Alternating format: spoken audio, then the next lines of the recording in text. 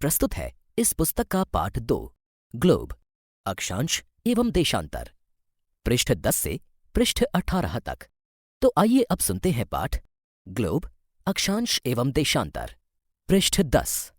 पिछले अध्याय में आप पढ़ चुके हैं कि हमारी पृथ्वी गोलाकार नहीं है। यह उत्तर एवं दक्षिण ध्रुवों पर थोड़ी चपटी तथा मध्य में थोड़ी उभरी हुई है। क्या आप कल्पना कर सकते हैं कि यह कैसी दिखती है? इस संबंध में जानकारी प्राप्त करने के लिए आप अपनी कक्षा में सावधानीपूर्वक ग्लोब को देखिए। ग्लोब पृथ्वी का लघु रूप में एक वास्तविक प्रतिरूप है। यहाँ चित्र में ग्लोब की 3 छवियों को दिखाया गया है, जिसमें अक्षांश एवं देशांतर रेखाओं को दर्शाया गया है। साथ ही तीसरे चित्र में पृथ्वी के अक्ष को दिखाया गया है। ग्लोब विभिन्न आकार एवं प्रकार के हो सकते हैं। बड़े ग्लोब जो आसानी से एक स्थान से दूसरे स्थान नहीं ले जाए जा सकते, पॉकेट में रखने योग्य छोटे ग्लोब तथा गुब्बारे जैसे ग्लोब जिनमें हवा भरी जा सकती है एवं आसानी से एक स्थान से दूसरे स्थान ले जाए जा सकते हैं। ग्लोब स्थिर नहीं होते हैं। इसे उसी प्रकार घुमाया जा सकता है जैसे कुम्हार का पहिया या लट्टू घूमता है। ग्लोब पर देशों, महाद्वीपों तथा महासागरों को उनके सही आकार में दिखाया जाता है। पृथ्वी के समान किसी गोले पर किसी बिंदु की स्थिति का वर्णन करना कठिन है। अब प्रश्न यह उठता है कि इस पर किसी स्थान की स्थिति कैसे बताई जा सकती है। इसके लिए हमें कुछ बिंदुओं एवं रेखाओं के संदर्भ की आवश्यकता होती है। आप देखेंगे कि एक सुई ग्लोब में झुकी हुई अवस्था में स्थित होती है, जिसे अक्ष कहा जाता है। ग्लोब पर वे 2 बिंदु जिनसे होकर सुई गुजरती है, उत्तर तथा दक्षिण ध्रुव हैं। ग्लोब को इस सुई के चारों ओर पृथ्वी की भांति पश्चिम से पूर्व की ओर घुमाया जा सकता है। लेकिन याद रखें, इन दोनों में एक अंतर है। पृथ्वी पर वास्तव में ऐसी कोई सुई नहीं होती है। यह अपने अक्ष पर चारों ओर घूमती है, जो एक काल्पनिक रेखा है। एक अन्य काल्पनिक रेखा भी ग्लोब को 2 बराबर भागों में बांटती है। आओ कुछ करके सीखें। एक बड़ा सा गोलाकार आलू या गेंद लें। स्वेटर बुनने वाली सलाई को इसके अंदर घुसा दें। यह सलाई ग्लोब पर दर्शाए गए अक्ष के अनुरूप है। अब आप इस आलू या गेंद को उसके अक्ष पर बाएं से दाएं घुमा सकते हैं। पृष्ठ 11। इसे विषुवत वृत्त कहा जाता है। पृथ्वी के उत्तर में स्थित आधे भाग को उत्तरी गोलार्ध तथा दक्षिण वाले आधे भाग को दक्षिणी गोलार्ध कहा जाता है। ये दोनों बराबर के आधे भाग होते हैं। इस प्रकार विषुवत वृत्त पृथ्वी पर एक काल्पनिक वृत्त बनाती है एवं यह पृथ्वी पर विभिन्न स्थानों की स्थिति बताने का सबसे महत्वपूर्ण संदर्भ बिंदु है। विषुवत वृत्त से ध्रुवों तक स्थित सभी समानांतर वृत्तों को अक्षांश या समानांतर रेखाएं कहा जाता है। अक्षांशों को अंश में मापा जाता है। विषुवत वृत्त 0 अंश अक्षांश को दर्शाती है। चूंकि विषुवत वृत्त से दोनों तरफ ध्रुवों के बीच की दूरी पृथ्वी के चारों ओर के वृत्त का 1/4 है, अतः इसका माप होगा 360 अंश का 1/4 यानी 90 अंश। इस प्रकार 90 अंश उत्तरी अक्षांश उत्तर ध्रुव को दर्शाता है तथा 90 अंश दक्षिणी अक्षांश दक्षिणी ध्रुव को। इस पृष्ठ पर चित्र 2.2 दिया गया है, जिसमें पृथ्वी के अक्षांशों के विषय में दिखाया गया है। इस चित्र पर विषुवत वृत्त को दर्शाया गया है। साथ ही विषुवत वृत्त से उत्तर की ओर उत्तर ध्रुव तक समानांतर रेखाओं को भी दर्शाया गया है। साथ ही विषुवत वृत्त से दक्षिण की ओर स्थित समानांतर रेखाओं को भी दर्शाया गया है। इस प्रकार विषुवत वृत्त के उत्तर की सभी समानांतर रेखाओं को उत्तरी अक्षांश कहा जाता है तथा विषुवत वृत्त के दक्षिण स्थित सभी समानांतर रेखाओं को दक्षिणी अक्षांश कहा जाता है। इसलिए प्रत्येक अक्षांश के मान के साथ उसकी दिशा यानी उत्तर या दक्षिण को भी लिखा जाता है। सामान्यतः इसे उ या द अक्षर से व्यक्त किया जाता है। उदाहरण के लिए महाराष्ट्र में चंद्रपुर एवं ब्राजील दक्षिण अमेरिका में बेलो होरिजोंटे दोनों एक ही अक्षांश 20 अंश पर स्थित हैं। लेकिन चंद्रपुर विषुवत वृत्त के 20 अंश उत्तर में एवं बेलो होरिजोंटे विषुवत वृत्त के 20 अंश दक्षिण में स्थित है। इसलिए हम कहते हैं चंद्रपुर 20 डिग्री उत्तर अक्षांश पर तथा बेलो होरिजोंटे 20 डिग्री दक्षिण अक्षांश पर स्थित है। चित्र 2.2 से स्पष्ट है कि जैसे जैसे हम विषुवत वृत्त से दूर जाते हैं, अक्षांशों का आकार घटता जाता है। महत्वपूर्ण अक्षांश यानी समानांतर रेखाएं। इस पृष्ठ पर चित्र 2.3 में महत्वपूर्ण अक्षांश एवं ताप कटिबंध दर्शाए गए हैं, जैसे मध्य भाग में विषुवत वृत्त तथा उत्तर की तरफ कर्क रेखा, उनके मध्य का भाग उष्ण कटिबंध, तत्पश्चात उत्तर ध्रुव वृत्त और कर्क रेखा और उत्तर ध्रुव वृत्त के बीच का भाग उत्तरी शीतोष्ण कटिबंध, उसके पश्चात उत्तरी शीत कटिबंध और उत्तर ध्रुव। इसी प्रकार विषुवत वृत्त तथा दक्षिण में मकर रेखा, इसी प्रकार विषुवत वृत्त और उसके ठीक नीचे मकर रेखा, इसी प्रकार और नीचे दक्षिण में दक्षिण ध्रुव वृत्त, मकर रेखा और दक्षिण ध्रुव वृत्त के बीच का भाग दक्षिणी शीतोष्ण कटिबंध, इसके पश्चात दक्षिणी शीत कटिबंध तथा दक्षिण ध्रुव। विषुवत वृत्त 0 डिग्री, उत्तर ध्रुव 90 डिग्री उत्तर तथा दक्षिण ध्रुव 90 डिग्री दक्षिण के अतिरिक्त 4 महत्वपूर्ण अक्षांश अर्थात समानांतर रेखाएं और भी हैं। ये हैं पृष्ठ संख्या 12। पहला, उत्तरी गोलार्ध में कर्क रेखा 23.5 डिग्री उत्तर। दूसरा, दक्षिणी गोलार्ध में मकर रेखा 23.5 डिग्री दक्षिण। तीसरा, विषुवत वृत्त के 66.5 डिग्री उत्तर में उत्तर ध्रुव वृत्त। चौथा, विषुवत रेखा के 66.5 डिग्री दक्षिण में दक्षिण ध्रुव वृत्त। पृथ्वी के ताप कटिबंध।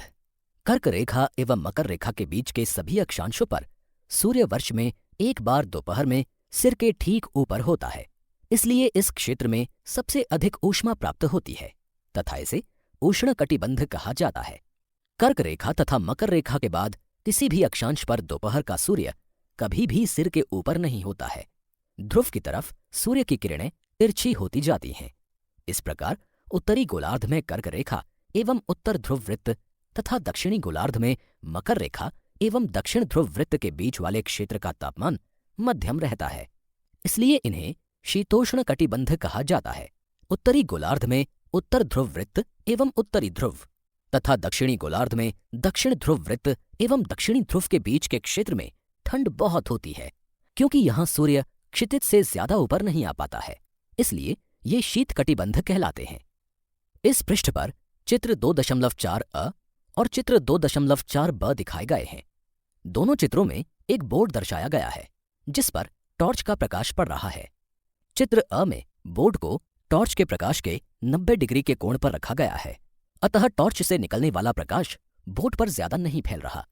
इस चित्र अ के नीचे लिखा गया है, सीधी सतह पर टॉर्च का प्रकाश तेज तथा कम क्षेत्र पर फैलता है। इसी प्रकार चित्र ब में बोर्ड को काफी तिरछा कर दिया गया है, जिससे टॉर्च का प्रकाश समानांतर न पड़ के काफी तिरछा पड़ रहा है। इसकी वजह से टॉर्च का प्रकाश बोर्ड पर काफी अधिक क्षेत्र में फैल रहा है।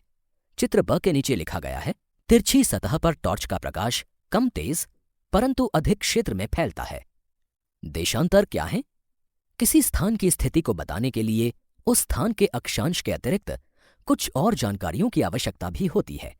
आप देख सकते हैं कि प्रशांत महासागर में स्थित टोंगा द्वीप एवं हिंद महासागर में स्थित मॉरिशस द्वीप एक ही अक्षांश 20 डिग्री दक्षिण पर स्थित हैं।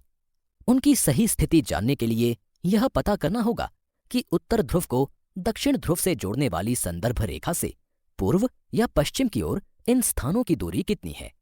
इन संदर्भ रेखाओं को देशांतरीय याम्योत्तर कहते हैं तथा उनके बीच की दूरी को देशांतर के अंशों में मापा जाता है। इस पृष्ठ पर चित्र 2.5 दिया गया है, जिसमें पृथ्वी के ग्लोब पर देशांतर रेखाओं को दर्शाया गया है, साथ ही उनके अंशों को भी लिखा गया है। पृष्ठ 13। प्रत्येक अंश को मिनट में तथा मिनट को सेकंड में विभाजित किया जाता है। ये अर्धवृत्त हैं तथा उनके बीच की दूरी ध्रुवों की तरफ बढ़ने पर घटती जाती है एवं ध्रुवों पर 0 हो जाती है, जहां सभी देशांतरीय याम्योत्तर आपस में मिलती हैं। अक्षांश या समानांतर रेखाओं से भिन्न सभी देशांतरीय याम्योत्तरों की लंबाई समान होती है, इसलिए इन्हें सिर्फ मुख्य संख्याओं में व्यक्त करना कठिन था। तब सभी देशों ने निश्चय किया कि ग्रीनिच, जहां ब्रिटिश राज की वेधशाला स्थित है, से गुजरने वाली याम्योत्तर से पूर्व और पश्चिम की ओर गिनती शुरू की जाए। इस याम्योत्तर को प्रमुख याम्योत्तर कहते हैं। इसका मान 0 डिग्री देशांतर है तथा यहां से हम 180 डिग्री पूर्व या 180 डिग्री पश्चिम तक गणना करते हैं। प्रमुख याम्योत्तर तथा 180 डिग्री याम्योत्तर मिलकर पृथ्वी को 2 समान भागों पूर्वी गोलार्ध एवं पश्चिमी गोलार्ध में विभक्त करती हैं। इसलिए किसी स्थान के देशांतर के आगे पूर्व के लिए अक्षर पू तथा पश्चिम के लिए अक्षर प का उपयोग करते हैं। यह जानना रोचक होगा कि 180 डिग्री पूर्व और 180 डिग्री पश्चिम याम्योत्तर एक ही रेखा पर स्थित हैं। अब ग्लोब पर अक्षांश यानी समानांतर रेखाओं एवं देशांतरीय याम्योत्तरों के द्वारा बनी ग्रिड को देखो। इस पृष्ठ पर चित्र 2.6 में ग्लोब पर ऐसी ही ग्रिड को दर्शाया गया है। अगर आपको किसी स्थान के अक्षांश एवं देशांतर की सही जानकारी हो तो ग्लोब पर आप उस स्थान का पता आसानी से लगा सकते हैं। उदाहरण के लिए असम में धुबरी 26 डिग्री उत्तर अक्षांश एवं 90 डिग्री पूर्व देशांतर पर स्थित है। अब उस बिंदु को देखें जहां ये दोनों रेखाएं एक दूसरे को काटती हैं। यह बिंदु धुबरी की सही स्थिति होगा। इसको समझने के लिए कागज पर समान दूरी वाली क्षैतिज तथा ऊर्ध्वाधर रेखाएं खींचिए, जैसा कि अगले पृष्ठ पर मौजूद चित्र 2.7 में दर्शाया गया है।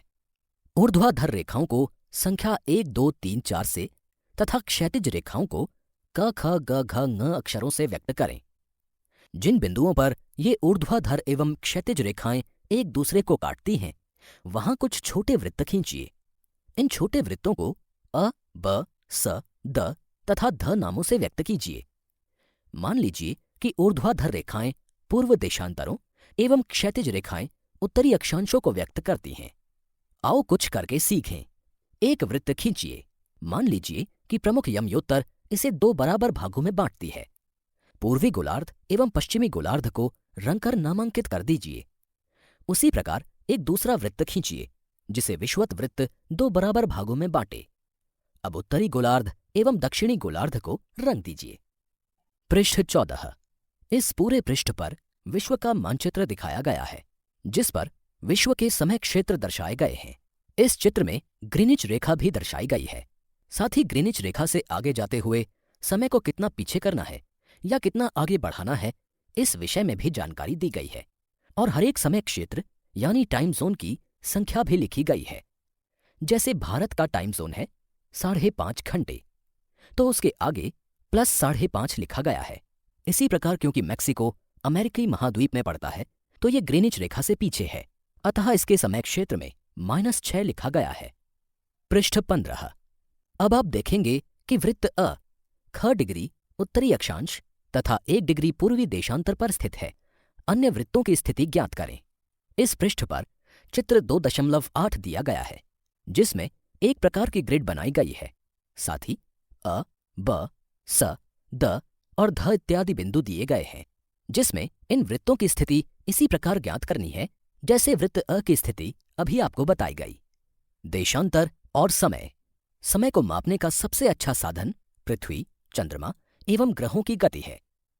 सूर्योदय एवं सूर्यास्त प्रतिदिन होता है, अतः स्वाभाविक ही है कि यह पूरे विश्व में समय निर्धारण का सबसे अच्छा साधन है। स्थानीय समय का अनुमान सूर्य के द्वारा बनने वाली परछाई से लगाया जा सकता है, जो दोपहर में सबसे छोटी एवं सूर्योदय तथा सूर्यास्त के समय सबसे लंबी होती है। ग्रीनिच पर स्थित प्रमुख याम्योत्तर पर सूर्य जिस समय आकाश के सबसे ऊंचे बिंदु पर होगा, उस समय याम्योत्तर पर स्थित सभी स्थानों पर दोपहर होगी।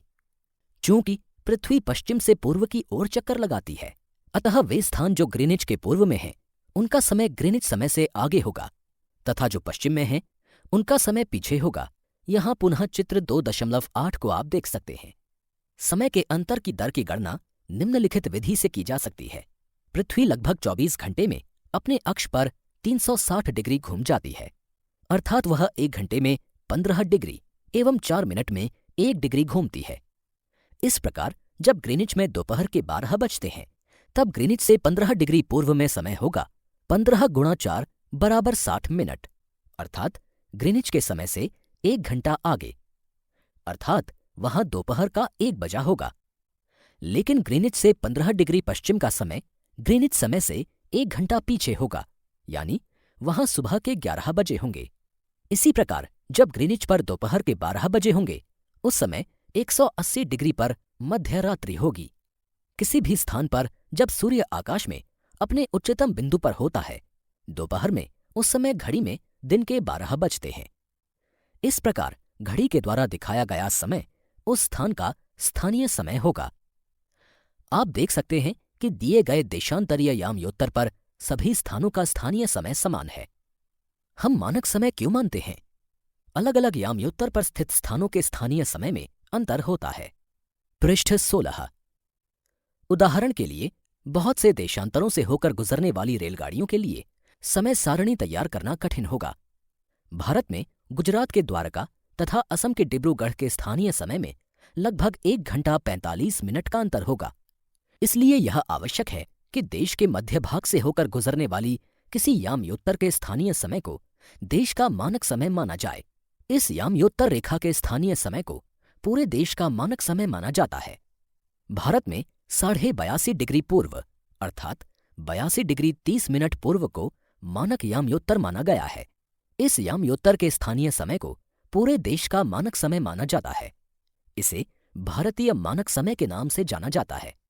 इस पृष्ठ पर चित्र 2.9 में भारत के मानचित्र पर भारत का मानक यामयोत्तर दर्शाया गया है। कबीर भोपाल के निकट एक छोटे से नगर में रहता है। वह अपने मित्र आलोक से कहता है कि वो लोग आज रात्रि में नहीं सो पाएंगे। भारत एवं इंग्लैंड के बीच एक क्रिकेट मैच लंदन में 2 बजे अपराह्न में शुरू होगा, अर्थात भारत के समयानुसार मैच शाम के 7:30 बजे शुरू होगा तथा देर रात्रि में समाप्त होगा। क्या आप जानते हैं कि भारत एवं इंग्लैंड के बीच समय में क्या अंतर है? भारत ग्रीनिच के पूर्व 82 डिग्री 30 मिनट पूर्व में स्थित है तथा यहाँ का समय ग्रीनिच समय से 5 घंटा 30 मिनट आगे है। इसलिए जब लंदन में दोपहर के 2 बजे होंगे तब भारत में शाम के 7:30 बजे होंगे। कुछ देशों का देशांतरीय विस्तार अधिक होता है, जिसके कारण वहां एक से अधिक मानक समय अपनाए गए हैं। उदाहरण के लिए रूस में 11 मानक समयों को अपनाया गया है। पृथ्वी को 1-1 घंटे वाले 24 समय क्षेत्रों में बांटा गया है। इस प्रकार प्रत्येक समय क्षेत्र 15 डिग्री देशांतर तक के क्षेत्र को घेरता है। अभ्यास। प्रश्न 1। आगे दिए गए प्रश्नों के उत्तर संक्षेप में दीजिए। पहला, पृथ्वी का सही आकार क्या है? दूसरा, ग्लोब क्या है? तीसरा, कर्क रेखा का अक्षांशीय मान क्या है? चौथा, पृथ्वी के 3 ताप कटिबंध कौन से हैं? पांचवा, अक्षांश एवं देशांतर रेखाएं क्या हैं? छठा, ऊष्मा की सबसे अधिक मात्रा उष्णकटिबंध क्यों प्राप्त करते हैं? सातवां, जब भारत में शाम के 5:30 बजते हैं तब लंदन में दोपहर के 12 क्यों बजते हैं? पृष्ठ 17। प्रश्न 2। सही उत्तर चिन्हित कीजिए। पहला, प्रमुख यामयोत्तर का मान है क 90 डिग्री, ख 0 डिग्री, ग 60 डिग्री। दूसरा, शीत कटिबंध किसके नजदीक पाया जाता है? क ध्रुवों, ख विषुवत वृत्त, ग कर्क रेखा। तीसरा, देशांतरों की कुल संख्या है क 360, ख 180, ग 90। चौथा, दक्षिण ध्रुव वृत्त स्थित है क उत्तरी गोलार्ध में, ख दक्षिणी गोलार्ध में, ग पूर्वी गोलार्ध में। पांचवा, ग्रिड किसका जाल है? क अक्षांशों यानी समानांतर रेखाओं एवं देशांतरीय यामयोत्तरों का, ख कर्क रेखा एवं मकर रेखा का, ग उत्तर ध्रुव एवं दक्षिणी ध्रुव का। प्रश्न 3। खाली स्थान भरें। पहला, मकर रेखा रिक्त स्थान पर स्थित है।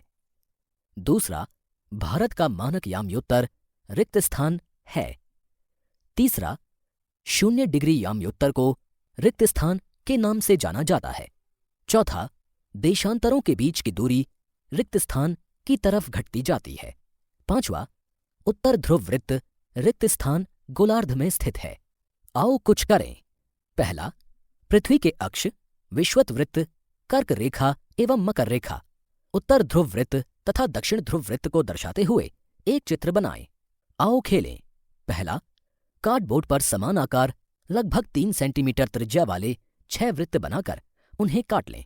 उसके व्यासों उत्तर दक्षिण, पूर्व पश्चिम तथा 23.5 डिग्री कोणों को वृत्त के प्रत्येक भाग में चिन्हित करें, जैसा कि चित्र में दिखाया गया है। पृष्ठ 18। अब उत्तर एवं दक्षिण रेखा पर उन वृत्तों को एक दूसरे के ऊपर रखकर उत्तर दक्षिण रेखा को सिल दें। अब 12 अर्धवृत्त बनते हैं। मान लें कि एक अर्धवृत्त ग्रीनिच यामयोत्तर अर्थात प्रमुख यामयोत्तर जो 0 डिग्री को दर्शाता है। यहां से छठा अर्धवृत्त 180 डिग्री याम्योत्तर होगा।